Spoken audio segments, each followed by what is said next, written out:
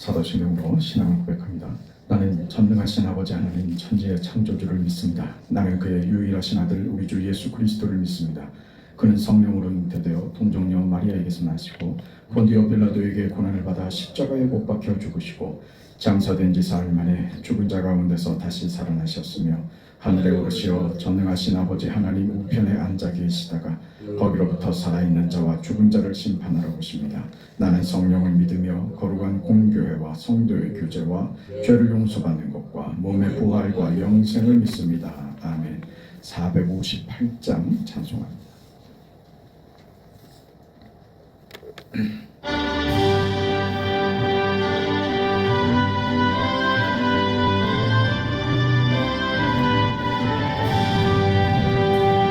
너희 마음에 슬픔이 가득할 때 주가 위로해 주시리라. 아침에 같이 빛나는 마음으로 너 십자가 지고 가라. 참 기쁜 마음으로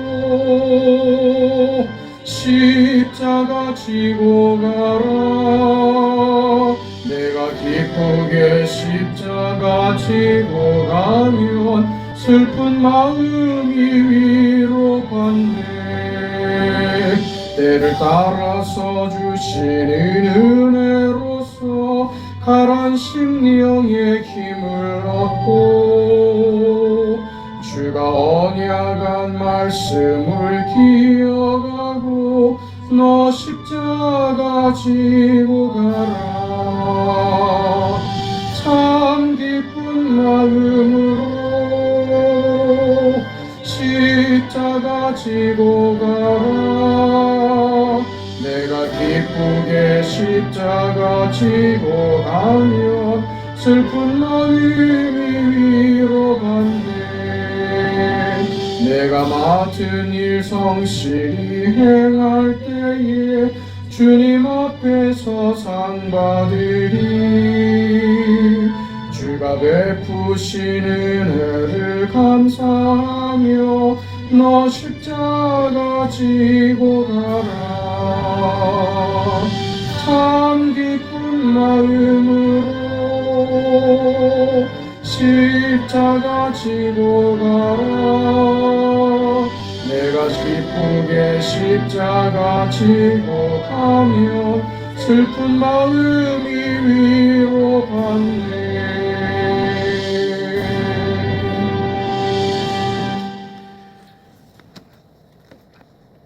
하나님의 말씀 빌립보서 4장 4절에서 7절까지 말씀입니다. 빌립보서 4장 4절에서 7절까지 말씀, 하나님의 말씀을 우리 함께 읽습니다. 주 안에서 항상 기뻐하라. 내가 다시 말하노니 기뻐하라. 너희 관용을 모든 사람에게 알게 하라. 주께서 가까우시니라. 아무것도 염려하지 말고 다만 모든 일에 기도와 간구로 너희 구할 것을 감사함으로 하나님께 아뢰라. 그리하면 모든 지각에 뛰어난 하나님의 평강이 그리스도 예수 안에서 너희 마음과 생각을 지키시리라. 아멘. 바울은 이제 빌립보 교회에 보내는 이 서신을 마무리해 가고 있는 중입니다. 빌립보 교회에 당부했던 모든 내용들, 그가 썼던 글의 내용들을 이제 결론을 내리고 있는 것이죠. 이런 결론들, 당부를 하고 있는 중입니다. 오늘 본문에서 우리가 보는 것처럼 그 바울이 빌립보 교인들에게 그러므로 주 안에서 항상 기뻐하라 이렇게 되는 것이죠. 앞에 있는 모든 내용들, 빌립보 교회 성도들을 향해서 보냈던 바울의 모든 내용들을 종합하면서 그러니 신자된 너희 삶에 항상 기쁨으로 충만하기를 바란다. 너희 삶을 늘 기뻐해라 이루고 있습니다. 그 4절은 기뻐하라. 5절은 너희 관용을 모든 사람에게 알게 하라. 그러셨죠. 6절은 아무것도 염려하지 말아라. 그랬죠.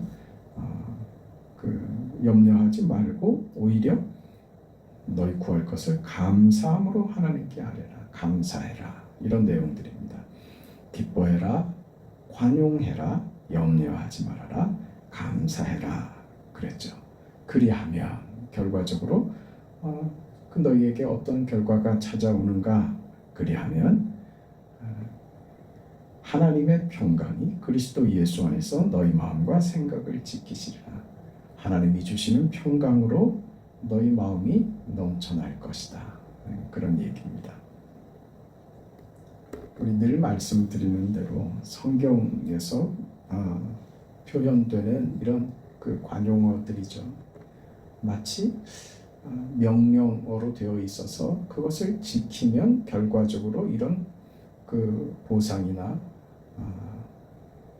그 결과적으로 따라오는 그 어떤 결론에 도달할 수 있다라고 그 쉽게 이해를 하는데, 기뻐하라고 하는 명령은 우리에게 물론 우리에게 책임이고 우리가 마땅히 살아내야 할 우리 신앙의 덕목들이 되지만, 그것보다 우선하는 이해는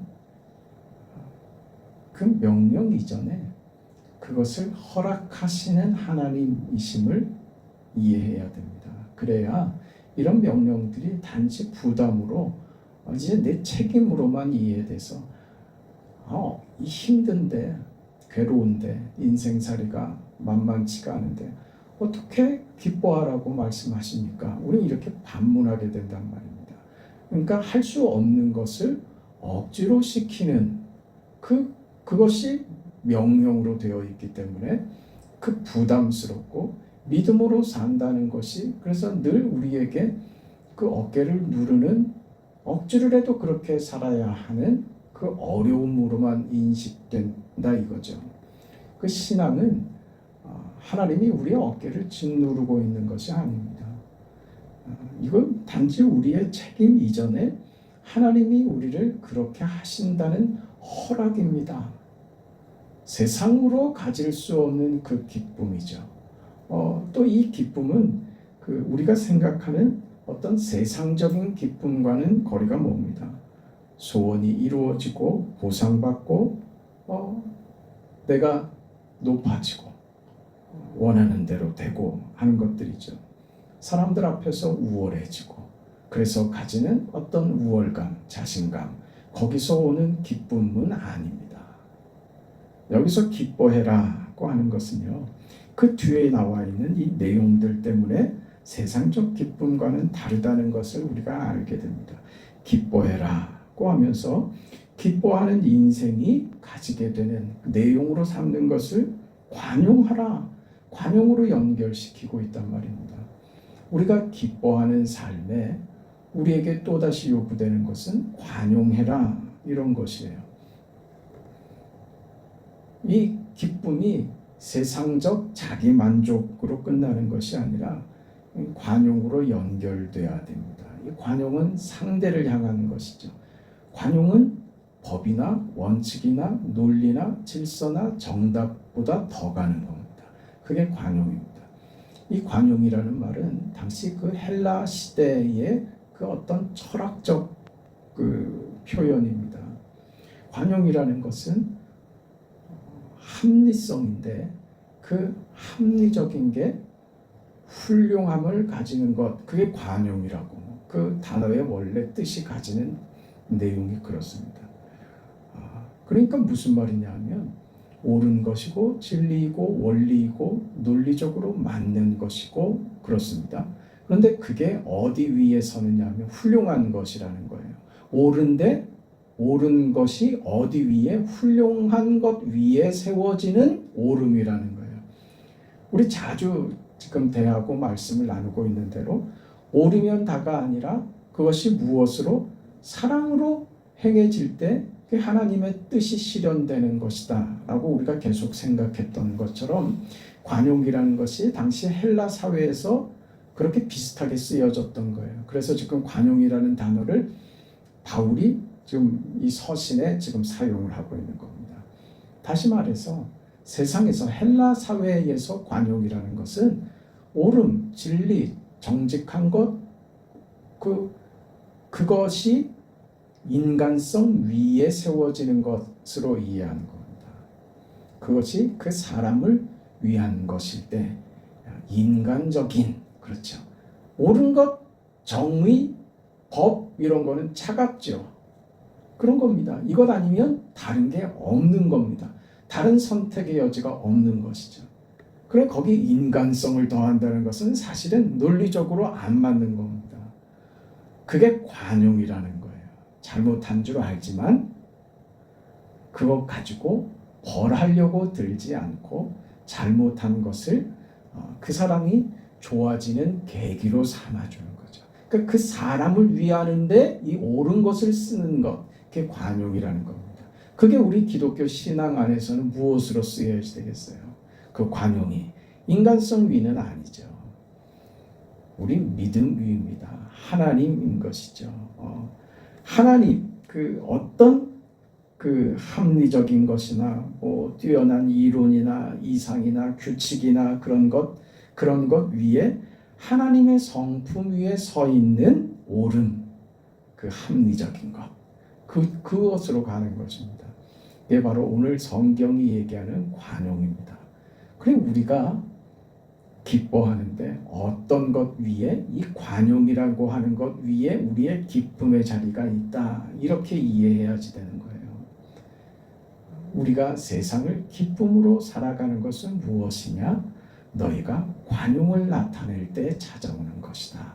그 관용은 무엇이냐? 너희가 알고 있는 진리와 복음과 생명과 구원에 관계된 것을 가지고 그것으로 상대를 정죄하고 그것으로 옳고 그른 시비를 가리는 것만으로 사용하지 말고 그것으로 복음의 역할이며 구원이 허락한 그 생명, 살리는 일에 사용되는, 그렇게 너희가 그런 자세로 사는 것, 하나님의 성품 그 위에 서는 것, 그것 때문에 우리가 기뻐해야 된다, 그런 것이죠.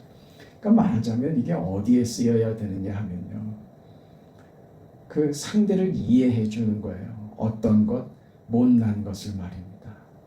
상대가 실수한 것, 잘못한 것, 아직 미숙해서 가지는 어떤 모자람들, 그걸 기다려주는 거예요. 그 봐줄 줄 아는 겁니다. 그게 관용이라고 생각하면 되는 거예요. 왜 그러냐 하면 우리가 예수를 믿고 산다는 것은요, 하나님께서 우리를 부르신 것이고 은혜로 우리를 붙드셨는데 우리는 내가 지금 어떻게 이 자리에 있는지도 모르게 붙들려 와서 예수께 붙들려서 지금 살아가는 거예요. 희한하죠. 내가 어떻게 하다가 예수를 믿게 됐는지, 내가 어떻게 하다가 지금 교회를 다니게 됐는지, 그걸 알다가도 모르겠는데 교회를 떠나지는 못하겠는 거죠. 이게 어떻게 해서 나한테 생겼지? 그 어리숙하고 모자라고 분명하지 않은 그런 인생들이 모여있는 곳이 어디요? 그게 교회라는 거예요. 그러면서 그 속에서 하나님이 우리를 부르시고 우리를 하나님이 원하시고 기뻐하시는 저 구원의 자리, 거룩한 자리, 영광의 자리로 우리를 데리고 가시는, 그렇게 붙들려가는 인생이 그렇게 만들어지고 점점 더 좋아지고, 그래서 과거의 자신을 생각하면 참 부끄러운데 내가 참 많이 좋아졌네, 내 신앙이 많이 자랐고 이제는 내가 믿음으로 산다는 것이 무엇인지 이만큼 이해하게 되고 하는 자신을 보는 거죠. 그 과정 속에 있는 곳, 그게 교회라는 겁니다. 그걸 봐주는 거예요. 왜? 나도 그랬거든요. 그게 관용입니다. 저 사람이 실수하는 건 나도 그랬던 겁니다. 그거를 참아주고 기다려주고 할 수 있는 것. 왜요? 그걸 뭐라고 합니까? 너희 관용을 모든 사람에게 알게 하라. 관용을 나타내야 하는 이유를 뭐라 그랬어요? 주께서 가까우시니라. 곧 주님 오신다. 그러니 좀 기다려라. 그렇게 이해하면 되는 겁니다. 우리는 이 기다리는 것을 잘 못하는 거예요. 나는 원래 성격이 좀 그래. 그런 소리 하면 안 되는 거예요.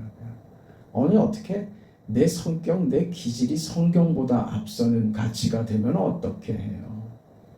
내가 그런 것은 고쳐야 되는 것이죠. 기다려라. 봐줘라. 기다려줘라. 그런 겁니다. 주께서 가깝기 때문이다. 그 말입니다. 주께서 가깝다는 것은 무슨 표현일까요? 주께서 가깝다는 것, 그건 심판의 날이며 재림의 날입니다. 그건 무엇을 상징하는 겁니까? 세상이 망하는 날, 그렇게 부정적으로 그 하나님이 하시는 일을 무섭게 그런 식으로 이해하지 마시라. 주께서 가까우시니라. 주께서 오시는 날, 그날은 무슨 의미입니까? 구원의 완성입니다. 하나님이 계획하시고 목적하신 일을 완성시키는 날입니다. 완성의 개념으로 이해를 하셔야 됩니다. 그러니 무슨 말이에요? 하나님이 지금도 그리스도의 오심, 하나님의 일, 하나님의 뜻을 위하여 지금도 일하고 계시는 중이다. 그 하나님께서 그 뜻을 이루어 가시는 중이다. 너에게 너의 인생에 개입하셔서 지금 오늘 이만큼까지 자라게 하시고 훌륭하게 하신 그 하나님께서 저 사람에게도 지금 여전히 일하고 계시는 중이다. 그러니 네가 나서서 네가 성급하게 굴지 말아라 하는 것입니다. 하나님이 역사, 이 현실 속에서 그 목적, 우리에게 약속하신 그 뜻을 이루기 위하여 하루하루 인도하고 계신다. 그것을 이해하라고 하는 겁니다. 그게 주께서 가까우시니라고 하는 뜻입니다. 또 한 가지의 뜻은 주께서 우리 곁에 함께 계신다라는 측면에서도 이해할 수 있는 겁니다. 이런 이해들은 예수님께서 이 땅에 다시 오신다는 말이 가지고 있는 하나님의 자기 증명, 하나님의 일하심, 하나님의 방법에 대한 구체적인 증거입니다. 그게 그리스도의 오심입니다. 하나님께서 쉬지 않으신다. 어떤 의미에서? 멀리서 쳐다보시며 저 구름 위에서 명령하시고 지도하시고 손가락으로 가리키고 하시는 분으로 아니라 모자라고 죄 많고 허물 많은 우리 인생에 직접 찾아오셔서 우리 인간 속으로 직접 찾아 들어오셔서 역사 속에서 그 우리를 향한 당신의 구원의 뜻을 이루어 가시는 하나님이시다. 그것이죠. 죽음의 자리까지도 찾아 들어오셔서 우리를 끌어안으시는 하나님, 이런 것입니다. 그러니 시간이 무심히 지나가거나 흘러가는 그런 무의미한 시간이란 없다. 우리의 인생들의 이 인간 사회의 역사가 어떤 권력자에 의해서 조작되고 운명이 결정되고 하는 일 없다. 절대로 없다. 하나님께서 이 역사와 우리들의 삶의 이 시간과 이 공간 속에 실제로 찾아오셔서 역사하시며 하나님의 뜻을 이루시는 분이시다. 주께서 가까우시니라.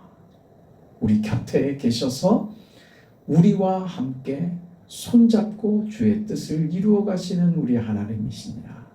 그 하나님이 하신다. 그러니 너희 관용할 수 있게 된 자들이 되는 것이다. 그 말이죠. 이 신앙을 가지고 있으니 우리는 관용할 수 있습니다. 반대로 관용하지 못하는 이유는 뭐예요? 하나님이 이렇게 인간 사회 속에 예수께서 우리 가운데 찾아오신 것처럼 지금도 우리 가운데 찾아오셔서 우리와 손잡고 맞잡고 그렇게 뜻을 이루어 가시는 하나님이심을 이해하지 못하기 때문에 우리는 관용하지 못하는 겁니다. 여유가 없는 거죠. 어떤 여유도 없는 거죠. 혼자 늘 불안하거든요. 혼자 있다 생각하니 늘 초조하거든요. 누구도 이해하고 받아들일 마음의 여유도 삶의 여유도 없어지죠. 나 하나도 건사하기 힘든데 왜 이렇게 힘들게 굴어? 나 지금 얼마나 바쁜데 나를 왜 이렇게 괴롭혀? 내가 나 하나 신경 쓰는 것도 버거워서 억지로 하루하루를 살아가는데 그런 나에게 왜 너는 또 짐이 되고 있어? 당신 때문에 난 못 살겠어. 이게 된단 말입니다. 무엇을 모를 때 이 내 인생 버겁고 힘겹고 살아갈 자신이 없는 모든 것이 다 원망스럽고 힘들기만 한 내 인생의 현실이 그저 나 혼자 살아갈 수밖에 없는 홀로 떨어진 것 같은 인생이라고 생각이 되면 믿음으로 하나님이 내 인생에 개입하셔서 같이 숨쉬고 같이 붙들고 같이 사신다는 것, 주께서 가까우시니라 하는 것을 이해하지 못할 때 우리는 어떤 관용도 가질 수가 없는 것입니다. 우리의 어떤 오해나 억울함이나 반대에 부딪히고 하는 것들이 그게 우리 삶의 영원할 것 같죠. 그럼 우리는 못 참습니다. 관용할 수가 없는 것이죠. 그러니 어느 자리로요? 기뻐하는 겁니다. 억지로 기뻐하면 기쁜 일이 생기고 억지로 웃으면 좋은 일이 생기고 우리가 긍정적인 사고와 적극적인 태도를 취하면 우리 인생이 바뀌어지고 운명이 바뀌어지고 그런 논리는 성경에는 없는 논리입니다. 그건 우리에게 조건이 돼서 그런 게 아니라 그 결과적인 것을 받은 자가 되었기 때문에 긍정적이며 그것을 받은 자가 되었기 때문에 기뻐하며 그것을 운명으로 그것을 우리의 지위로 우리 삶의 형편으로 하나님께로부터 받은 자이기 때문에 넉넉할 수 있고 하나님으로부터 사랑을 받고 은혜를 받고 하나님으로부터 모든 것을 공급받은 자이기 때문에 여유 있으며 그래서 사랑할 수 있고 그래서 기뻐할 수 있는 존재가 된 것이죠. 달라진 겁니다. 달라진 인생을 받은 겁니다. 그래서 삶의 긍정성을 띠고 적극성도 띠고 사랑을 할 수도 있고 관용을 나타낼 수도 있고 그런 겁니다. 억지로 해내서 어떤 기쁨의 결과와 우리 삶의 풍성한 것을 억지로라도 하며 만들어지는 것이 아니라 받은 자라는 것이죠. 풍성한 삶과 은혜와 영광과 거룩과 그 구원과 새로운 생명을 받은 자이니 네가 어떤 인생인지를 이해하고 무엇을 받았는지를 이해하여 네가 받은 것으로 살아라 그 말입니다. 기뻐하라. 기뻐할 수 있는 모든 조건과 너의 인생을 기뻐할 수 없게 슬프고 우울하고 좌절하고 절망스럽게 만들 모든 삶의 현실 앞에서 기뻐할 수 있는 모든 이유를 내가 너에게 공급하겠다. 그 약속에서 우리가 사는 것입니다. 그러니 기뻐할 수 있는 것입니다. 억지로 해서 되는 것 아닙니다. 안 되는 것 우리가 알고 있습니다. 어느 자리로요?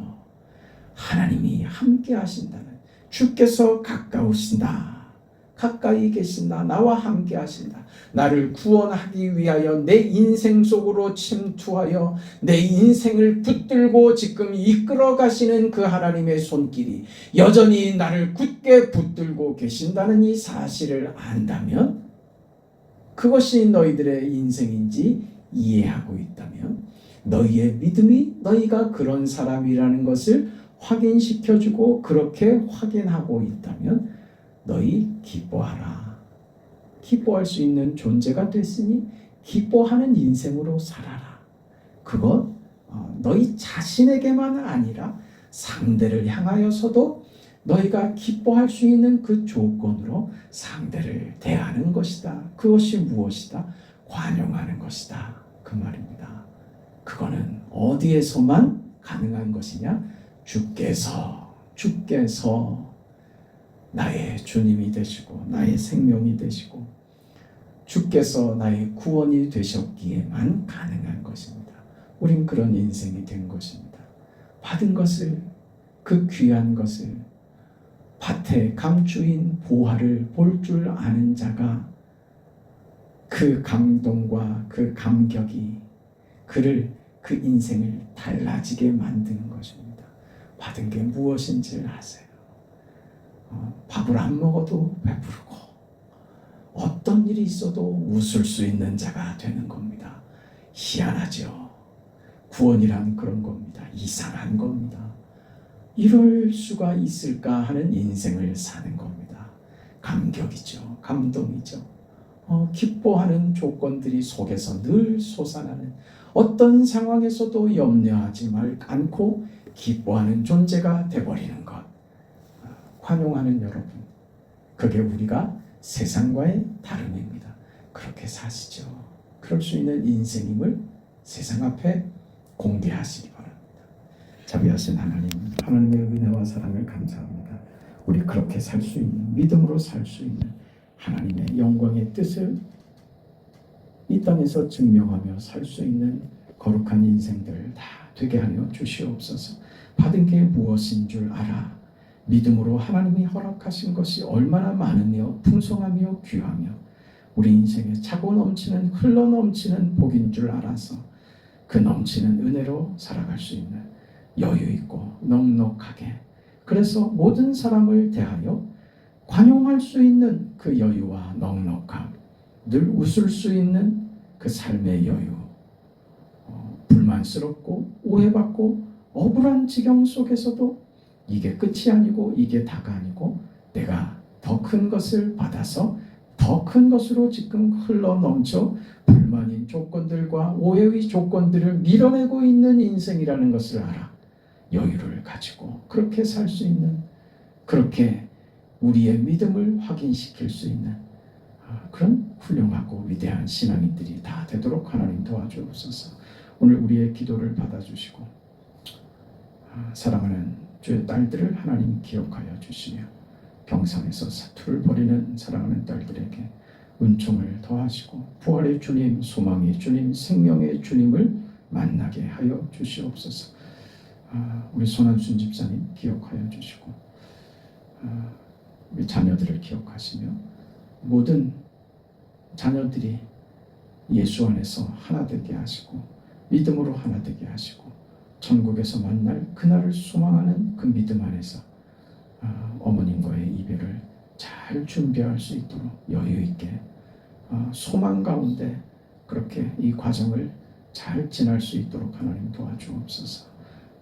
우리의 소망들, 사랑하는 성도들 모두에게 은혜가 되시며 복이 되시고 생명이 되시는 하나님께서 오늘 하루의 삶도 지켜주옵소서. 예수님의 이름으로 기도합니다. 아멘. 하늘에 계신 우리 아버지여, 이름이 거룩히 여김을 받으시오며 나라가 임하시오며 뜻이 하늘에서 이루어진 것 같이 땅에서도 이루어지이다. 오늘 우리에게 일용할 양식을 주시옵고 우리가 우리에게 죄 지은 자를 사하여 준 것 같이 우리 죄를 사하여 주시옵고 우리를 시험에 들게 하지 마시옵고 다만 악에서 구하시옵소서. 나라와 권세와 영광이 아버지께 영원히 있사옵나이다. 아멘.